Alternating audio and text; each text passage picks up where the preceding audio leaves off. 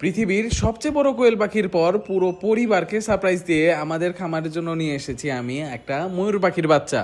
খামারের জন্য কোয়েল পাখিগুলো আনতে যাওয়ার দিন আমাকে ঝড় বৃষ্টি বন্যা কিছুই থামাতে পারেনি। অবশেষে নিজ চোখেই দেখলাম পৃথিবীর সবচেয়ে বড় জাতের কোয়েল পাখি। ভাইয়ার খামারে শুধু কোয়েল না, ছিল আরো অনেক সুন্দর সুন্দর পাখি। তাদের মাঝে ছিল একটা ময়ূর পাখির বাচ্চা, এবং সৌভাগ্যবশত এটাও ভাইয়া ছেড়ে দিবে শুনে আমি নিজেকে কোনোভাবেই থামাতে পারিনি। আমার আম্মুর অনেক শখ ছিল একটা ময়ূর পাখির পালার, তবে আমার সাথে জায়গা নাই বলে আমি কোনোদিনও এটা আনি নাই। তবে এখন খামার আছে, তাই এই সাহসটা আমি করলাম। কোয়েল পাখিগুলোর সাথে যখন আমি ময়ূরটাকে নিয়ে বাড়িতে আসি, এক কথায় পুরো বাড়ি একখানে হয়ে যায়, এবং আমার খুশিতে সবাই খুশি হয়। আম্মুকে অবশেষে এনে দিতে পারলাম একটা ময়ূর পাখি। এইটা মাথায় নিয়ে আমি অনেক বেশি আনন্দে ছিলাম। ময়ূরটা আসতে না আসতেই বেশ আদরের হয়ে গেল সবার। যাই হোক, একদিন ময়ূরটাকে একটু কষ্ট করে একটা খাঁচায় রেখে তারপরে দিনে আমি পাখিদের খাওয়া দাওয়া দিয়ে কোয়েল, ময়ূর এবং সাথে ওইখানে সেটআপ বানানোর জন্য জিনিসগুলো নিয়ে আমি রওনা হই খামারের উদ্দেশ্যে। সেদিন আমাদের পুরান ঢাকা থেকে বের হতে হতে অনেক লেট হয়ে গেছিল। তবে আল্লাহর রহমতে সব ঠিকঠাক ভাবে নিয়ে খামারে পৌঁছানোর পর, যেহেতু আমার খামারের সাথেই ছিল একটা মাদ্রাসা, ওইখানে বাচ্চারা ময়ূরটা আর আমাকে দেখে বলছিল চিড়াখানায় আর যাইতে হবে না তাদের। খামারে পৌঁছাইতে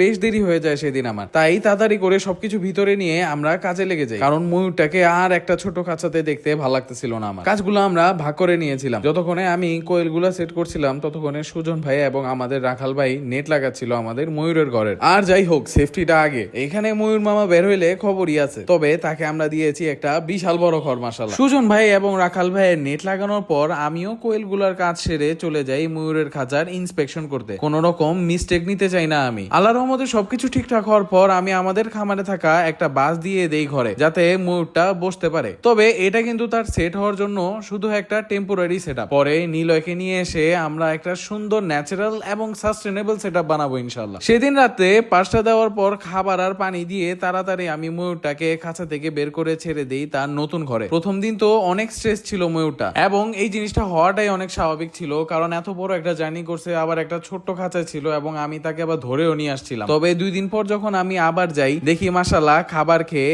এবং বড় জায়গায় ঘুরে ফিরে পুরো চাঙ্গা হয়ে গেছিল আমাদের ময়ূরটা। ওই দিনও তাকে বেশি একটা ডিস্টার্ব করি নাই আমি। দিন বেলা দূর থেকেই এই সুন্দর পাখিটাকে দেখছিলাম তার ঘরের ভিতরে ঘোরাঘুরি করতে। তবে কোনো একদিন আমার আশা আছে যে এই ময়ূর পাখিটা আমাকে আর ভয় পাবে না এবং কাছে চলে আসবে আমার হাত থেকে খাবার খাইতে। তবে আশা করি দিনটা বেশি দূরে না হোক। যাই হোক, যেটা বললাম, তাকে আর বেশি একটা ডিস্টার্ব না করে শুধু পানিটা চেঞ্জ করে দিয়েই বের হয়ে যায় তার ঘর থেকে। দোয়া করবেন আমাদের ময়ূর পাখিটার জন্য, এখন শুধু তার একটা পার্টনার দরকার।